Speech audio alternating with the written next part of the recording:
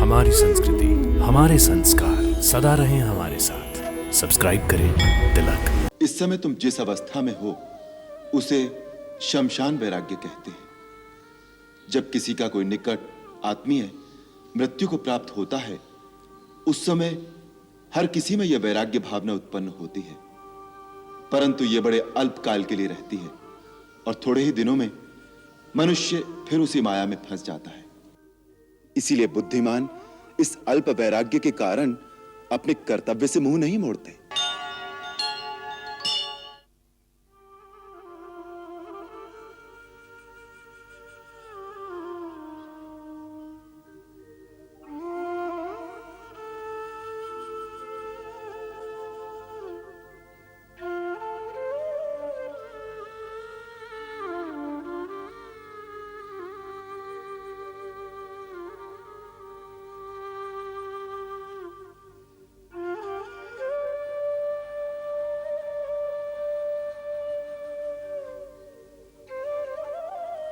प्रभु,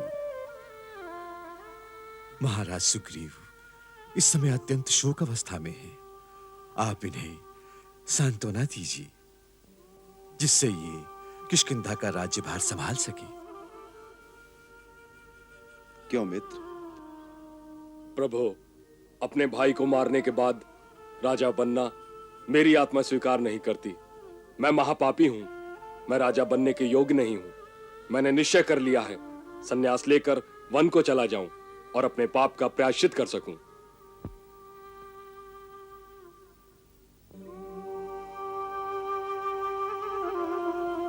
मित्र, जो तुम कह रहे हो ऐसे समय में वो सर्वथा उचित है। यह इस बात की निशानी है कि तुम्हारा हृदय एक सज्जन पुरुष का हृदय है। यदि तुम ऐसा न कहते तो हम ये समझते कि क्रोध और प्रतिशोध की आग ने तुम्हारे हृदय की समस्त कोमल भावनाओं को जला दिया है। तब हमें तुमसे भय लगता कि सत्ता मिलने पर कदाचित तुम कोई अमानुषी कार्य भी कर सकते हो। परंतु अब हमें विश्वास हो गया है कि प्रतिशोध की जो अग्नि तुम्हारे हृदय में इतने वर्षों से धधक रही थी, वो भाई की मृत्यु के साथ ही शांत हो गई है और तुम्हारे हृदय की कोमल भावनाएं फिर से उजागर हो गई है। जैसे धरती में छिपे हुए सुंदर फूलों के बीज यदि ग्रीष्म ऋतु की धूप में जल नहीं जाते, तो वर्षा ऋतु आते ही उसी जली हुई धरती से सुंदर सुंदर फूलों के अंकुर फूट निकलते हैं। उसी प्रकार तुम्हारी सद्भावनाएं अब बाहर निकल आई हैं। यह बड़ी सुंदर बात है। दूसरी बात रही वैराग्य की। सो मित्र, इस समय तुम जिस अवस्था में हो उसे शमशान वैराग्य कहते हैं।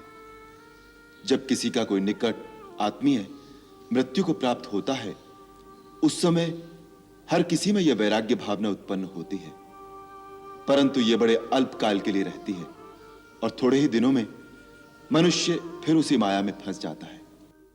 इसीलिए बुद्धिमान इस अल्प वैराग्य के कारण अपने कर्तव्य से मुंह नहीं मोड़ते। इस समय इस विशाल वानर साम्राज्य को संभालना तुम्हारा कर्तव्य है। बीरवर वाली ये राज्यभार तुम्हें सौंप गए हैं, इसीलिए अपने भाई की आज्ञा समझकर यह राज्य तुम्हें संभालना चाहिए। प्रभु, जो संन्यास लेना चाहता है उसे आप राजा बनने को कह रहे हैं। सन्यासी से अच्छा राजा और कौन हो सकता है? सुग्रीव, यदि समझो तो वही आदर्श राजा है जो मन से सन्यासी हो। जिसे सिंहासन सत्ता का लोभ न हो, वही सच्चा न्याय कर सकता है। जिसे निजी विलास और काम में आसक्ति नहीं होगी, वही एक तपस्वी की भांति दिन रात जन सेवा के कार्य में संलग्न रहेगा। सन्यासी की भांति जिसका न ही कोई अपना होगा न कोई पराया होगा, वही मोह ममता को त्याग कर ईश्वर की भांति अपनी सारी प्रजा से एक जैसा बर्ताव करेगा। इसीलिए राजा को ईश्वर भी माना गया है। मित्र, यदि ऐसी वैराग्य भावना तुम्हारे अंदर स्थिर हो जाए तो तुम आदर्श राजा हो जाओगे, परंतु ऐसा होगा नहीं। क्योंकि ये क्षणिक वैराग्य है।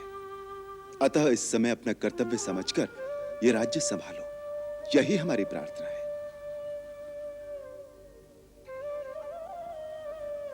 हमारी एक और प्रार्थना है। आप आज्ञा कीजिए प्रभु। वाली राजकुमार अंगद को हमारी शरण में छोड़ गया है, इसलिए हम चाहते हैं कि आपके राज्याभिषेक के साथ ही अंगद को भी युवराज पद पर अभिषिक्त कर दिया जाए। ऐसा ही होगा प्रभु। यह अत्यंत कल्याणकारी परामर्श है प्रभु। प्रभु, यदि आप कृपा करें तो किष्किंधा पधार कर आप स्वयं अपने हाथों से महाराज सुग्रीव का राज तिलक करें।